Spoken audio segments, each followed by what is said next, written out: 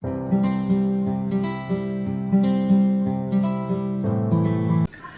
to AETCM, the Emergency Medicine channel. Today we are going to discuss upon elderly female who came with an altered mental state to our ER. So shall we start? 85-year-old female presented to ER with altered mental state. So first initial primary assessment, airway was patent. She was speaking incomprehensible words, sir. Then breathing saturation was 94% on room air with respiratory rate of 22 per minute, sir. And then circulation BP was 130/70 and pulse rate was 88 per minute. At this point of time, 2 large IV bore cannulas were placed and samples were taken, sir. And then disability, GCS was E4 and V3 because she's speaking incomprehensible words which were not making sense, and M6, she was moving all her 4 limbs but not like obeying to the command. She's continuously moving her limbs, and pupil were 2.5 mm bilateral reactive to light, sir. Next, coming to the GRBS, exposure, her GRBS which was done. What is the importance of pupil in a case with altered behavior? Sir, if we is are suspecting... important? Yes, sir. Yes. Even if you're toxical, any important toxidromes also we have to suspect. What are the toxidromes you can remember? First, organophosphates. OP will have? Meiosis. And then opioids. Opioid poisoning will have meiosis. Amphetamine? Alcohol. Okay. So pupils are very important aspect of toxicological cases, and in stroke cases it can be important. Okay. Pinpoint pupil is seen in which type of stroke? Pontine stroke. Pontine hemorrhage. Okay. At this point of time, the GRBS was high and temperature was febrile, sir. So we proceeded with an adjunct to take the VBG, sir. Initial VBG was showing no acid-base disorder, so 7.343, slight acidic 7.343 as a pH, with bicarb only 20, sir. And glucose in the VBG was showing 765 and lactate of 5. So at this point of time, we are considering it to be hyperglycemia, and the patient was in altered sensorium. But lactate is high. Lactate is also high. Not lactic acidosis, but lactate is very high. So what do you think? Because of the hyperglycemic state, dehydration and hypoperfusion can explain the higher lactate. Or at the same time, we can just this is the primary survey we have to even expect, because of an altered state, any kind of brain related seizure activity can also be. So seizure and dehydration is the most important causes for high lactate. Next, coming to the point of care, counts were taken, sir. Counts, WBC were 11.9 point of care and CRP was 9, ruling out any infective etiology at this point of time. Next, we had to... Can you rule out infective etiology by seeing the counts? Clinically, it also matters. It does. Clinically, it does. The patient is having unconsciousness. Counts are normal. Still, can you rule out infections? No. It is not possible, because some patients, when there is infection, counts can increase. Some patients, because of their low immunity, like chronic liver disease, chronic kidney disease, diabetes, chronic bone marrow suppression, all these things, even on higher infection, patient may have a normal blood counts. Okay, so we cannot rule out an infection, but we can probably think that there may not be any major infection. That's all. Next, coming to the history, secondary services, patient was a known case of CAD, hypertension, type 2 diabetes mellitus and hypothyroidism, sir. And she had taken her last meal. Hypothyroid coma? Can you think about hypothyroid coma in this patient? What are the requirements or clinical requirements for suspecting? Being edematous. Edematous? Then also being... palpitation. You are not talking like emergency medicine PG. Can you rule out hypothyroid coma in this patient or not? Patient is in comatose state. Yes, she is having hypothyroidism. She might not have taken tablets for last 2-3 days. We can suspect, but what is the What is a clinical clue which can tell you that this patient is having mixed edema coma? What is a clinical clue? Temperature, hypothermia is one clue. Second clue is bradycardia. So bradycardia is a very strong point towards hypothyroid coma. Okay, and hypothermia also. So two important things you have to see. Coming to the events leading to her present situation, patient had complaints of reduced oral intake since last 2 days, sir. Okay. And there are no any history of fever, cough, shortness of breath, dysuria, any source of infection wasn't identified. And since yesterday at 3 p.m., patient was having acute onset of slurring of speech and altered behavior. There was no any history of jerky movements of hand and no any involuntary incontinence of stool or urine. Mm-hmm.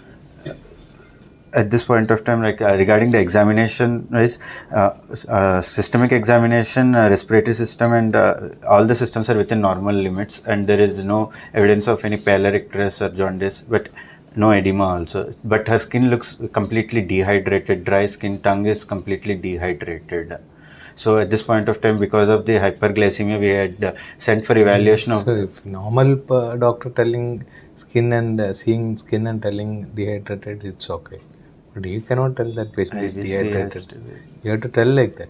IVC was further than point of care ultrasound was. What are the points will tell you that patient is dehydrated? Clinically dehydrated. The skin, turgor of the pulse, skin. All these things are okay. That is a general statement. But in depth, if you go, what are the things will tell you that patient is really dehydrated? Collapsibility of IVC. Okay, tachycardia, collapsibility of IVC. Then prolonged CRT prolonged. Then we can see when. Right. What is the urine output for this patient? In ICU, once you take the patient inside ICU, one of the most important clinical sign of severe dehydration is lack of urine output, and one of the improvement sign is good urine output. So you have to see that. Okay. But IVC collapsibility is most reasonable because that tells that point of time whether patient is having dehydration or not. Okay. At that point of time, point of care ultrasound has been done. It was IVC was kissing, collapsible IVC was present. Okay. So initial we had sent for labs serum ketones to check for, because of hyperglycemia, to check if the ketone bodies were positive or not. Ketone bodies was negative, and serum sodium value came around 156. Okay. And corrected sodium because of hyperglycemia it is 166. Okay. And apart from that, serum osmolality was 380. We calculated serum osmolality, calculated value was also 380, indicating there was no any other component in the blood. Okay. So this we can diagnose it as hyperosmolar hyperglycemic state. Okay. At this point of time, initial treatment wise, we started bolus fluids and followed by maintenance fluids. What will be the normal requirement of fluid in this patient? Requirement of fluid in hyperosmolar hyperglycemic state, it would be 9 to 10 liters. What fluids are ideal for this patient? Half normal saline. Half normal saline, along with you can even give Rails tube water. Free water can be started. Along with you have to give half normal saline. How do you give half normal saline in this patient? What all things you have to monitor? Initially, the monitoring will be plasma osmolality. Okay. And the serum sodium to see if the fall of sodium is less than 10 milliequivalents per DL in a day. Okay. Rapid reduction in sodium may not be very good, so you can slowly reduce over 24 hours, 10 milliequivalents, maybe a good reduction. Okay, then. And other thing in this patient, ideally we need to be seeing that glucose falls at a rate of 50 to 70 mg per DL per hour. Okay. Not rapid and not slower than. Okay. Rapid reduction of glucose is not required. Okay. And we can titrate insulin, IV insulin dosage as per this requirement of glucose reduction. Okay. As in opposite in DK, we require insulin at higher levels. Mm-hmm. But in hyperglycemic hyperosmolar state, insulin is already produced by the body in quantities, so it's not aggressively required to be treated. Okay. Other than that, what are the basic differences between DK and HHS?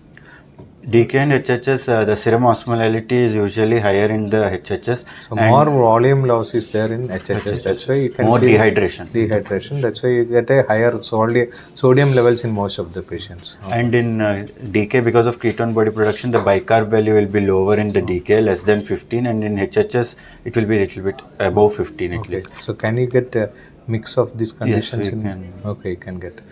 Can HHS patients can have acidosis other than DK? Yes, it can have if there is lactic acidosis as in dehydration. Common cause for acidosis, one is lactic acidosis, second one is? Second, other thing can be if there is infection. Or renal failure. Renal failure is the most common problem. Again, pre-renal AKI causing renal failure. So these two things can happen most of the time. Patients have HHS. Some patients have some amount of decay. Some patients can have lactic acidosis. Some patients can have renal failure. All this can contribute to acidosis. Okay. Here nothing is there. Only HHS is there. Okay. Patient had no history of any fever. No infective parameters were also not there. So it's only acute onset HHS. Okay. So what is the reason for all this problem here? Because patient wasn't adhering to her daily regular medication of insulin. Insulin, you have already told insulin is not the problem here. In decay, it is the deficiency of absolute deficiency of insulin. Here, relative deficiency also. What is the problem here? Here, actually, demand of what? Insulin. Due to some stressors or anything. The most important problem in HHS is not taking water. This happens in elderly individual. Okay, whereas decay is not like that.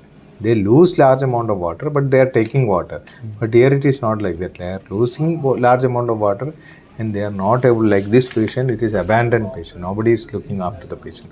So that is a common condition where you get HHS. Nobody is taking care of the patient. Patient is not taking water. Patient is losing large amount of water. So that is a problem there, not because of insulin deficiency. Okay. In this patient, the evaluation wise, first we need to control the glucose, monitoring the glucose. Next, serum plasma osmolality, 3 to 8 milliosmol per kg per hour is the reduction which we can aim. If more than that, if there will be reduction, there will be chances of cerebral edema, and that edema of the cerebrum causing further damage to the brain. That's why controlled osmolality we need to be getting it down. Serum osmolality is again affected by the sodium and the glucose. So regarding the sodium, we need to see that only less than 10 milliequivalents per day, whole day correction is there. Okay. Depending on the requirement, that is ideal. Ideally, you cannot reduce more than 10 milliequivalents in a day, but sometimes it may cross that while correcting rapid correction of fluid, it may correct that. During correction, can you get acidosis? Correcting of fluid, what acidosis it is? Hyperchloremic metabolic acidosis. That is a very common problem in doing the correction. Okay. Then in this patients, because it requires higher dose of insulin to function, we need to even take care of the potassium and magnesium electrolytes. And what is the potassium in this patient? In this patient, potassium was on arrival 3.1, sir. Okay. So it was low. We had given her through central line IV correction of 80 milliequivalents in 100 ml. What is the deficit here in this patient? 3.1 is the potassium. What is the total deficit of potassium in this patient? Ideally, we want to keep from 4 to 4.5 the potassium level. So 0.9 is the deficit. 300 milliequivalents. 0.3 is 100. So 0.9. So at least 100 200 milliequivalent deficiency is there in this patient. Before that, you can start insulin, but you have to start potassium first. Then only you should start insulin. Because insulin is not a priority here. It is only the third line of treatment. First is fluid, then potassium, then only insulin. Even if you don't start insulin, nothing will happen. When you are giving fluid itself, that can reduce the glucose. Sugar. Yes. Okay. Why it is like that? Because it's constant. Blood is concentrated. You are adding water, so it will get diluted. Okay. Apart from that, even phosphorus has to be looked at. If there is rhabdomyolysis kind of thing, hyperphosphatemia can be seen in such patients. Is it there? No, sir. It is not there. What is the magnesium level in this patient? In this patient, magnesium was 1.8, sir. 1.8. Our lab value is 1.8 is normal. Normal. Okay. Other than that, but even then it is low. You have to correct it. Yes. Then ketone bodies can be checked, and ABG, we need to be following blood gas analysis periodically to see if there is no acidosis developing and not going into decay. Okay. Other than that, RFT here, urea was 68, sir, and create was 2.1, indicating a pre-renal AK kind of Okay. picture that is. And urine routine was showing higher amounts of glucose 3 plus. Okay. All contributing to the same, that it can be urinary loss of glucose in this Can you look at the urine glucose and diagnose decay? No, sir. So urine glucose, when your kidneys are normal, initially you may not lose glucose at certain level. Above that only you will be losing. But your kidneys are damaged. Glucose will be continuously going through the urine. So urine glucose, urine ketones are not a good test when you have a damaged kidney. If they are good, when your kidneys are normal. And the aims of our therapy was to see replace the fluid losses within this 24 hours and to restore the neurological imbalance, the way she came into alter, to see until and unless she is again conscious oriented. And blood glucose to be maintained within the 250 mg per dl in the first 24 hours. And to prevent hypoglycemia, hypokalemia, and especially in such kind of patients, we need to prevent thrombotic events because of high viscosity of the blood. So we need to start on venous thromboprophylaxis. Have you taken an ECG in this patient? Yes, sir. What all things you look for? Is there any change in this patient? No significant. Okay. It is normal ECG. Okay. Can myocardial infarction coexist with DKHHS? Yes, sir. Okay. So Even stroke. MI can produce DK, and DK itself can lead to MI. So we have to take an ECG and rule out. Stroke is also In like this that. patient, even MRI stroke protocol was done in view of her altered mental state and slurring of speech. It was normal. Okay. Neck vessels were also normal. And regarding this patient, such high glucose will also cause increased chance of ulcers, foot ulcers, or stress ulcers in the ICU stay. Okay. We need to even take care of prevent. Okay. So any patient you have to take care of that.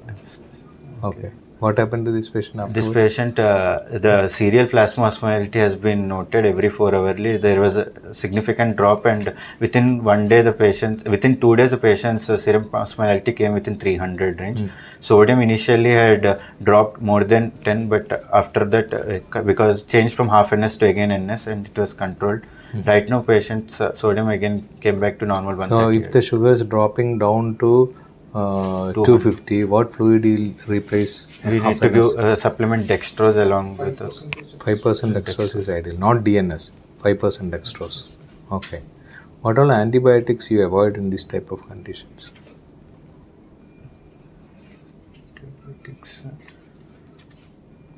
It's only a theoretical question. You got to think.